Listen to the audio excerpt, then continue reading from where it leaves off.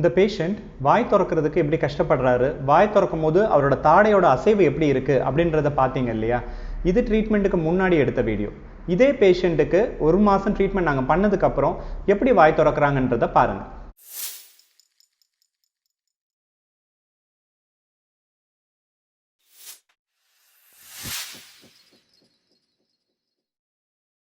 வாய் திறங்க, கடிங்க, வாய் திறங்க, கடிங்க, வாய் திறங்க, கடிங்க.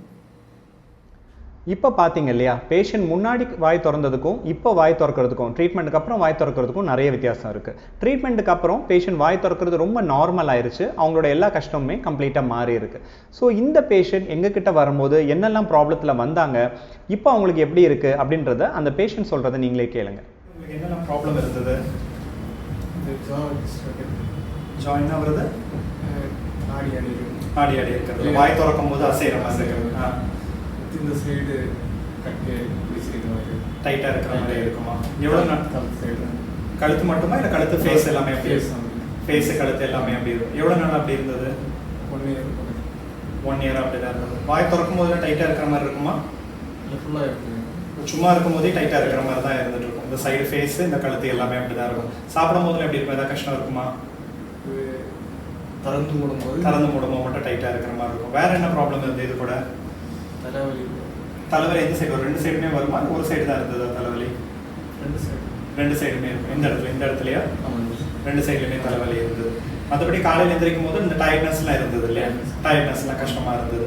வேற என்ன ப்ராப்ளம் இருந்தது? இது கூட வேற ஏதாவது கஷ்டமாக எதாவது இருந்ததா? வேற உடம்புக்கு வேற மெடிக்கல் ப்ராப்ளம் எதுவும் கிடையாது, இந்த ஒரு விஷயம் தான் இருந்தது இல்லையா? ஸோ இப்போ அதுக்கப்புறம் இப்போ நம்மளை ட்ரீட்மெண்ட் நம்மகிட்ட எடுத்து அந்த இது அப்ளைன்ஸ் மாதிரி கொடுத்துருக்கோம். அது இப்போ ரெகுலராக போட்டுட்டு இருக்கீங்கல்ல? எவ்வளோ நாளாக போட்டுட்டு இருக்கீங்க? 1 மந்த்தாக போட்டுட்டு இருக்கீங்க. இப்போ எப்படி இருக்கு உங்களுக்கு? நல்ல டிஃப்ரென்ஸ் இருக்கு. வாய் திறக்க முடியுதா? ஃபுல்லாக திறக்க பார்ப்போம். இப்போ வாய் திறக்கும் போது அது ஆட்டோ மாதிரி இருக்கா? இப்படி வாய் அசைறது தான் தெரியுதா? அப்படி இல்லை, கம்ப்ளீட்டாக அது மாறிடுச்சு. அந்த டைட்னஸ்லாம் இப்போ எப்படி இருக்கு? அதுவும் ஃபுல்லாக ரெக்கவர் ஆயிடுச்சு. தலைவலி ஏதாவது வருது அதுக்கப்புறம்? இல்லை. ஸ்லீப் ஏதாவது ப்ராப்ளம் இருந்துச்சா? தூக்கம் கம்ப்ளீட்லி நார்மலாக தானே இருக்கீங்க? ஹாப்பியாக தானே இருக்கீங்க? சரி. அந்த பேஷண்ட் சொன்னதை கேட்டிங்க இல்லையா? ஸோ இந்த பேஷண்ட் 1 மாதம் முன்னாடி எங்ககிட்ட வந்திருந்தப்போ இந்த பேஷண்ட்டுக்கு அவங்களோட லெஃப்ட் சைடில் முகத்தில் கழுத்தில் எல்லாமே எப்போவுமே ஒரு இறுக்கம் இருந்துகிட்டே இருக்குது அப்படின்றத மெயின் கம்ப்ளைண்ட்டாக இருந்தது. அது கூட அவங்க ரொம்ப முக்கியமாக சொன்னது, எப்போ அவங்க வாய் திறந்தாலும் அவங்களோட தாடை அசைவு வந்து ரொம்ப வித்தியாசமாக இருக்கும், அது நார்மலாக இருக்காது அப்படின்றது தான். ஸோ அதை வெளியே இருந்து நிறைய பேர் பார்க்கும்போது அவங்களுக்கு என்ன ப்ராப்ளம் அப்படின்றத நிறைய பேர் கேட்குறாங்க.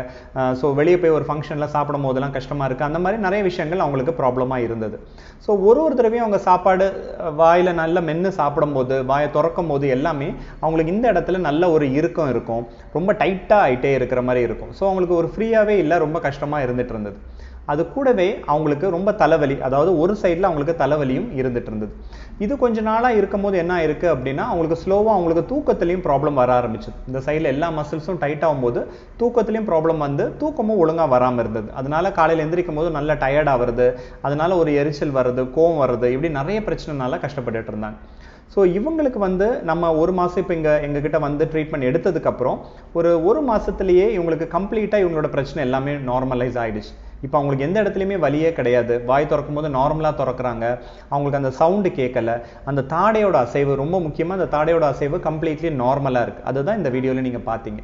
ஸோ இந்த வீடியோ உங்களுக்கு காட்டுறதுக்கான முதல் காரணம் என்ன அப்படின்னு பார்த்தீங்கன்னா, இந்த தாடை அசைவு வருது இல்லையா, பேஷண்ட்ஸுக்கு திறக்கும் போது இப்படி அசைது அப்படின்னு சொல்கிறோம் இல்லையா, அது வந்து டிப்பிக்கலாக அந்த ஜாயிண்ட்டுக்கு உள்ளே ஏற்படுற ஒரு பிரச்சனை.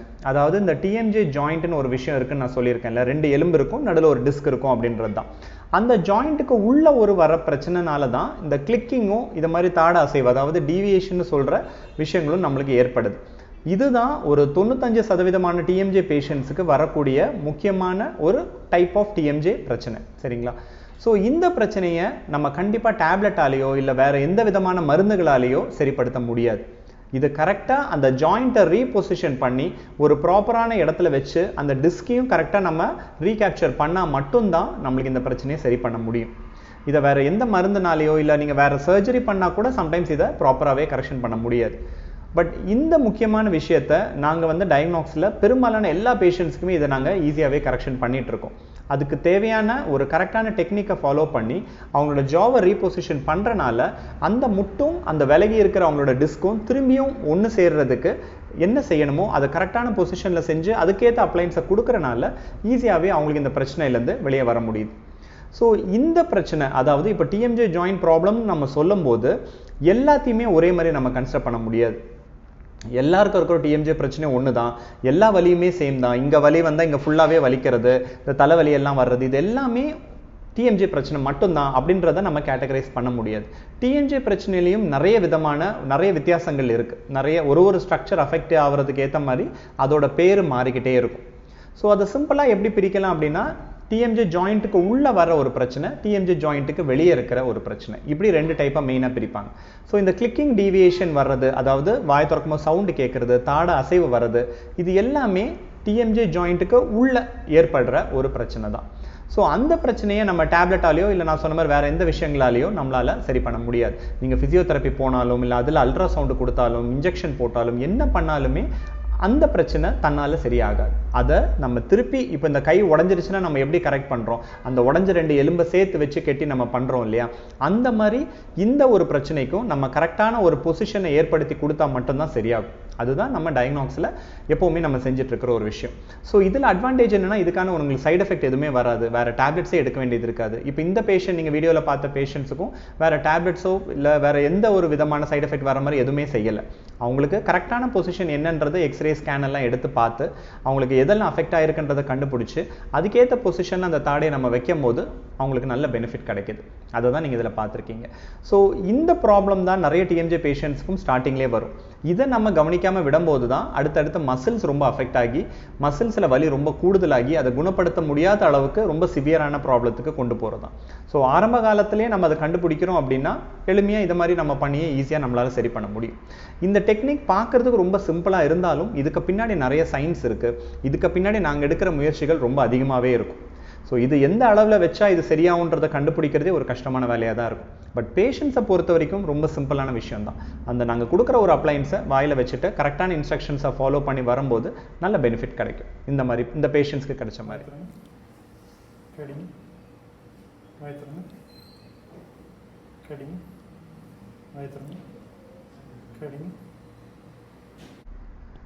இந்த பேஷண்ட்டுக்கு என்ன நடந்திருக்கு அப்படின்னா, நீங்கள் ட்ரீட்மெண்ட்டுக்கு முன்னாடி பார்த்த வீடியோ இருக்கு இல்லையா, அவங்களோட தாடை வந்து இப்படி ஸ்ட்ரெயிட்டாக திறக்காமல் இப்படி அசையுது இல்லையா. ஸோ அதில் என்ன நடக்குது அப்படின்னா, அவங்களோட டிஎம்ஜின்னு சொல்லக்கூடிய அந்த முட்டுக்கு மேலே இருக்கிற டிஸ்க்கு கொஞ்சம் விலகி முன்னாடி இருக்குது.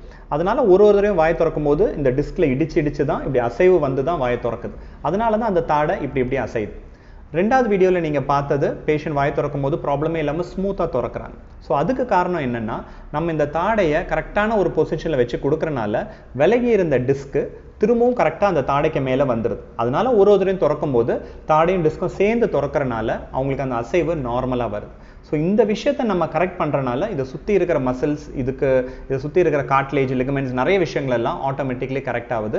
மேலும் இந்த டிஎம்ஜே பிரச்சனை ரொம்ப பெரிய பிரச்சனையாக மாறாமல், நிறைய இடத்துல வலி வராமல் அது ஈஸியாக அதே ஸ்டேஜில் ஸ்டாப் பண்ணி நம்ம அதை ரிவர்ட் பண்ணி நம்ம நார்மலைஸ் ஆக்கிடுறோம்.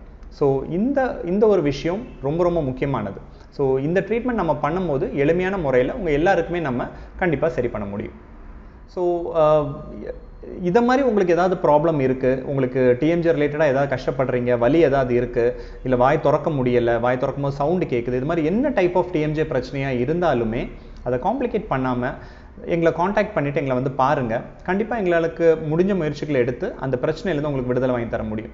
முடிஞ்ச அளவு நம்ம டேப்லெட்ஸே இல்லாமலே அந்த ட்ரீட்மெண்ட்டை சரி பண்ண பார்ப்போம். அப்படி தேவைப்பட்டதுனாலும் அது என்ன பிரச்சனைன்றதை கண்டுபிடிச்சி அதுக்கேற்ற ட்ரீட்மெண்ட்டை கொடுக்குறனால உங்களுக்கு வேறு பெரிய சைட் எஃபெக்ட்ஸ் எதுவுமே வராத மாதிரி இந்த டிஎம்ஜே பிரச்சனையை நம்மளால் சரி பண்ண முடியும். ஸோ மேலும் ரொம்ப ஹெசிடேட் பண்ணாமல் கண்டிப்பாக இந்த நம்பரை காண்டாக்ட் பண்ணுங்கள். காண்டாக்ட் பண்ணிவிட்டு எங்களை வந்து பாருங்கள். உங்களுக்கு வேறு ஏதாவது சந்தேகங்கள் இருக்குது, இல்லை உங்களோட கஷ்டம் கொஞ்சம் வித்தியாசமாக இருக்குது, அப்படி ஏதாவது இருக்குன்னா கமெண்ட் செக்ஷனில் கேளுங்க. கண்டிப்பாக நான் உங்களுக்கு ரிப்ளை பண்ணுறேன். மேலும் இந்த வீடியோவை உங்களோட ஃப்ரெண்ட்ஸ், உங்களோட ரிலேட்டிவ்ஸ் எல்லாருக்குமே ஷேர் பண்ணுங்கள். வேறு யாராவது இதில் கஷ்டப்படுறாங்கன்னா இந்த வீடியோ பார்த்து அவங்க பயனடைஞ்சுப்பாங்க. தேங்க்யூ.